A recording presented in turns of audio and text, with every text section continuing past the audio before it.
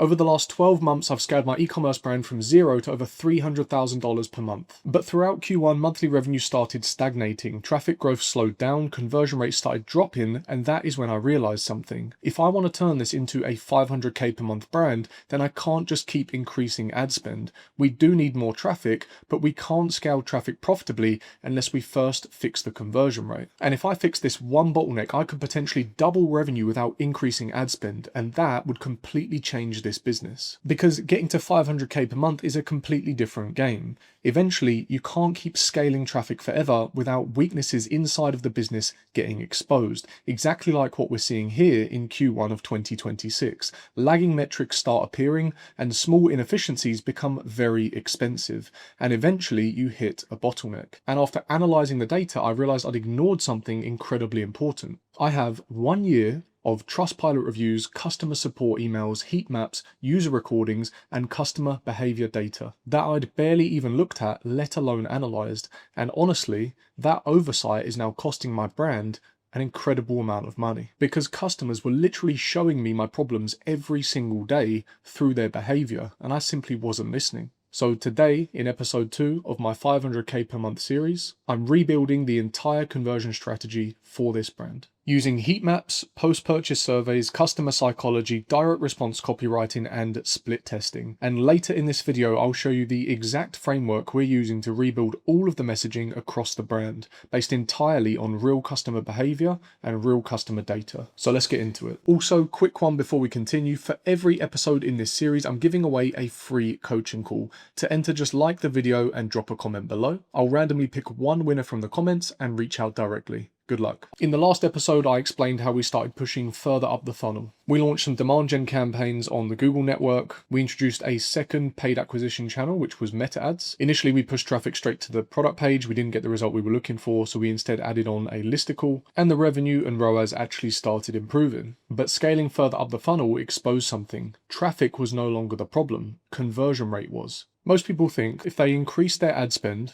over an extended period of time, that their revenue is just going to move linearly like this, and that they're going to generate more revenue month on month, year on year. Now, as you can see with my own brand, this was true up until a certain point. The benefit we have with Google is we're targeting bottom of funnel traffic. They're people that are already product aware. They're simply coming to Google, typing in the name of the product, seeing my Google ad, and then being directed from Google to my website and from my website to purchase. This works well because we're able to just capture existing demand. But the problem with existing demand is you will eventually reach total addressable market. There is only so much bottom of funnel traffic coming to Google searching for the exact products that you sell. And that was enough to achieve everything we've achieved to date with this brand. But now we have bigger targets and bigger milestones. We want to hit 500k per month. To do that, what we've done is added on secondary acquisition channels, and we're scaling and starting to promote our products to middle of funnel and top of funnel traffic. These people are less product aware, less solution aware, and in many cases, they're discovering my brand for the very first time. So naturally, we've got a lot more work to do to actually get them to convert, because they're at a different stage in the customer journey. So when we're scaling things like meta ads or demand gen ads on Google, we're interrupting people much earlier in the buyer journey, and that usually means conversion rate starts coming down. A more accurate representation of scaling a brand looks something like this: revenue growth, stabilization, and optimization, and then you push for the next leg up. And this is exactly where we are right now. As you can see, my conversion rate last month was 1.5%. Now, if I can double my conversion rate and take it from 1.5 to 3, then we'll have essentially cut our cost per acquisition in half, meaning for the same amount of revenue, we're generating twice as many orders. Let me show you what this looks like in principle. So this data here represents where my brand is currently. Okay, for every 100 people we send to the site, we generate 1.5 conversions, which means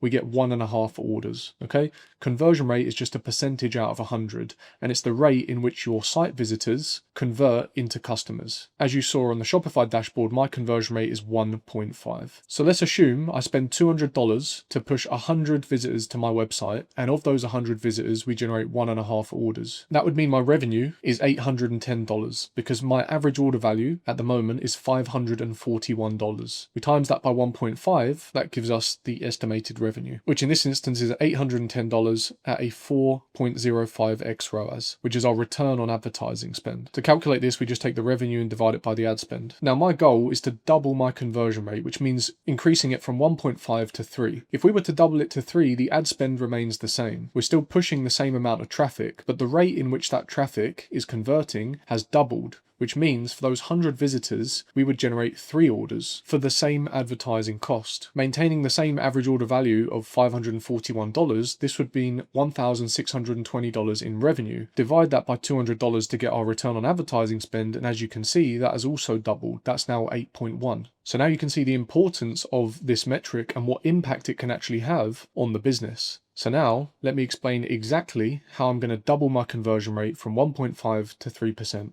For me to be able to explain how I'm going to double my conversion rate, you first need to understand customer psychology, okay? Now, if you've been following me for a while, you'll know I'm a big advocate of building niche brands, okay? A niche is just a category or subcategory of products. And I always recommend launching a niche brand with at least 5 products. However, this is where most people go wrong, okay? People assume that because products sit within the same niche, that the customer buying them, i.e. the avatar, is the same.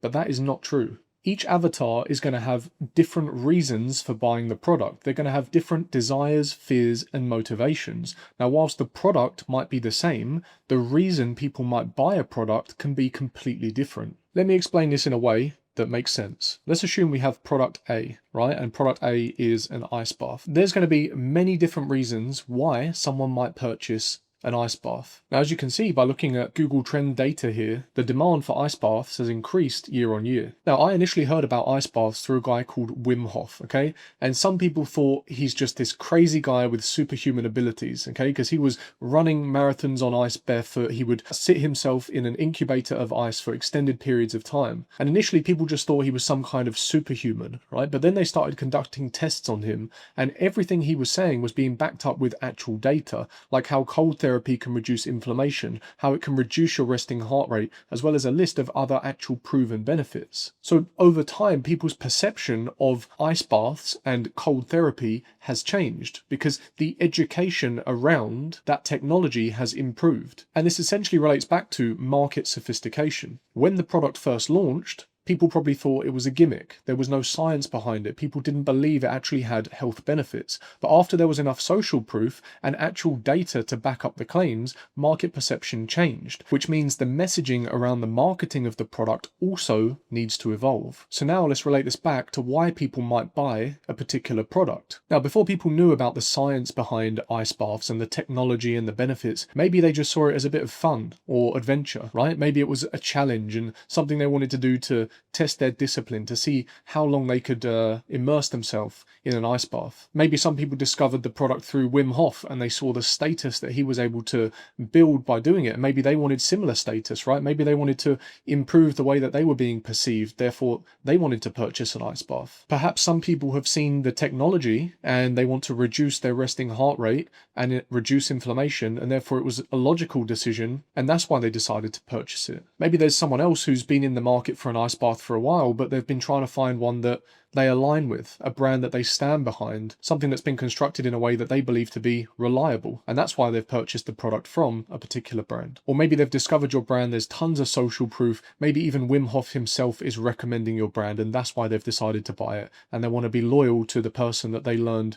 about ice baths from, i.e. Wim Hof. Sometimes you hear about these challenges, right? I think there's one called 65 Hard or something like that, where you have to do 2 workouts a day, you have to go for runs, you have to do all this kind of stuff. You know, maybe someone wants to incorporate an ice bath as part of their dedication, as part of their challenge, and maybe that's why they'd purchase one. Maybe they're just trying to improve their overall well-being. Obviously, these are just a handful of reasons why someone might purchase a certain product, but the list can go on. And over time, market sophistication changes, which means your website, your product, your brand is never really finished. It needs to continue evolving with the market. You can have multiple customer avatars buying the exact same product for completely different reasons. And if your messaging only speaks to one customer avatar, then you're leaving huge amounts of money on the table. I know I am, which is why I'm fixing it right now. And you'll notice there are a lot of e-commerce brands that sell to multiple avatars on one website. For example, if you were to go to the homepage or even product page of some brands that are selling ice baths, you'll probably be presented with a pop-up when you land on the page. And it might say, hey, what are you here for? Is it health? Is it recovery? Is it pain? Is it inflammation? Because essentially what they're trying to do is understand which avatar you are. So when you make your selection and you click to enter the website, they then amend the copy on the home page, collection page, product pages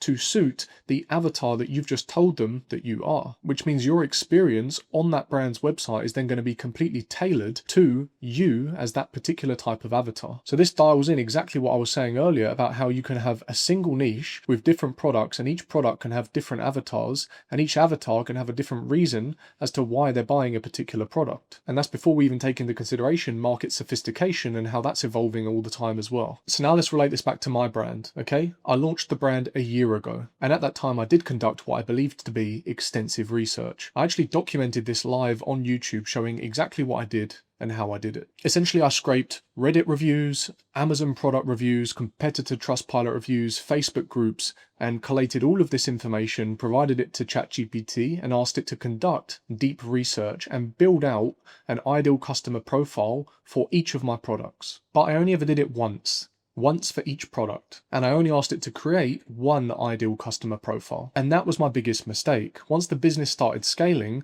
I stopped updating my brand messaging and my copy, and that's caused stagnation. And after analyzing the data, I realized I'd ignored something incredibly important. I have 1 year of Trustpilot reviews, customer support emails, heat maps, user recordings, and customer behavior data that I'd barely even looked at, let alone analyzed. And as you can see, revenue was masking this bottleneck. Because we were scaling and growing month on month until Q1 of this year, I just didn't pay any attention to this stuff. But that's when I realized that all the answers were actually in front of me this whole time. I just wasn't using it to my advantage. So I started collating all of this data. I started looking at heat maps, user recordings, and user behavior data.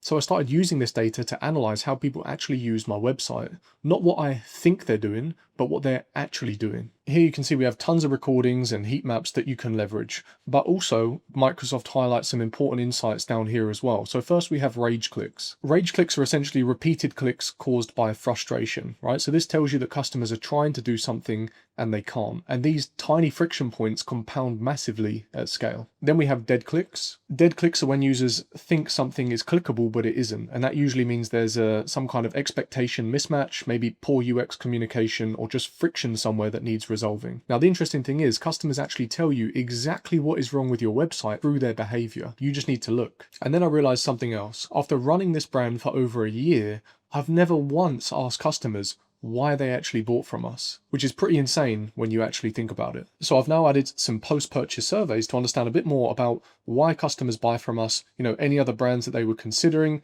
anything that almost stopped them from buying, what convinced them to buy, and also what the checkout experience was like. And this essentially creates a feedback loop, right? We're no longer guessing and making decisions based off of what we think. We're actually hearing directly from customers. We can hear their objections, their desires, their fears, maybe buying triggers, competitor comparisons. And if we then use all of this information and tie it back into our brand messaging and our direct response copywriting, then this should send our conversion rate through the roof. Now, obviously it's going to take me a bit of time to actually collect all of this data, but for now I can use all of the data that I do have. So here's what I do have, right? And how I'm going to leverage it. I've got existing customer reviews across Trustpilot.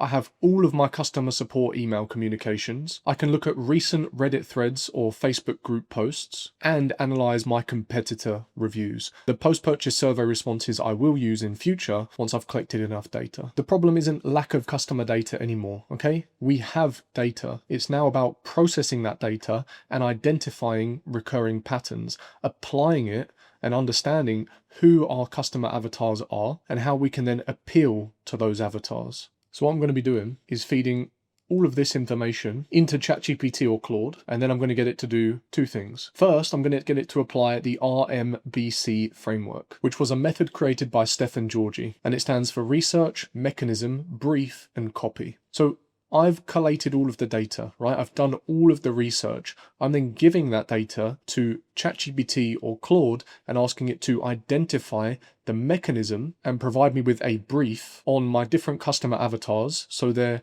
recurring pain points, buying motivations, objections, different awareness levels, which I'm going to dive into more here, and customer archetypes, i.e. customer avatars. We're then going to get it to reference Eugene Schwartz and take into consideration our customers' awareness levels, okay? Because you typically have different levels of awareness. We spoke about this earlier when looking at the sales funnel, right? You have people that are product aware and basically bottom of funnel, and we can just capture that existing demand. But when we work our way back up the funnel, we then need to work through the different awareness stages, because we need to know where we're meeting people on their buyer journey so that we can speak exactly to them. How we speak to someone that is product aware is going to be very different to how we speak to someone that is solution or problem aware, and completely different to someone that is completely unaware. So there are different stages and different levels of intent, and we need to meet people where they are, because different people need different messaging depending on their awareness stage. Some customers need educating, others need certainty. And this is the difference between stores that are struggling and stores that are scaling. It comes down to clarity of the customer archetype that you're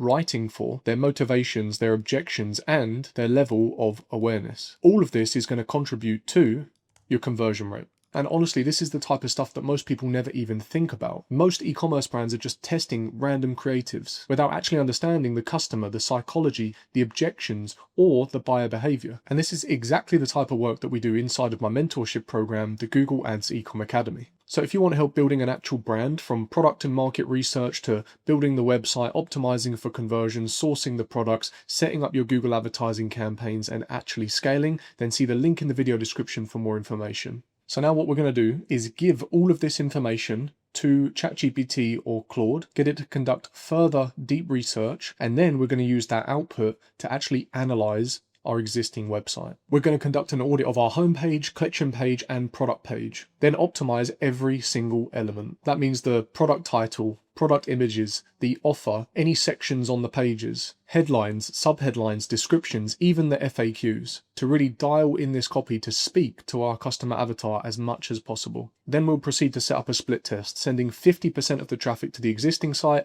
and 50% to our new site. This is going to be a true test to actually see whether or not understanding our customer actually improves our conversion rate. And if it does, this will completely change the trajectory of this business going into Q3 and Q4 of this year. If we can dial this in now, no doubt we will scale aggressively into the second half of this year and hit our 500k per month milestone. So if you want to see the results, make sure you hit subscribe, because in the next episode of the 500k per month series, I'm going to break down the split test results, the conversion rate changes, what worked, what didn't, and whether or not we've been able to actually move the needle. And if you want the chance to win a free coaching call, simply like and comment on this video. That is all for this video. I will see you next week in episode 3, where we will uncover whether or not I've been able to double my conversion rate. I'll see you then.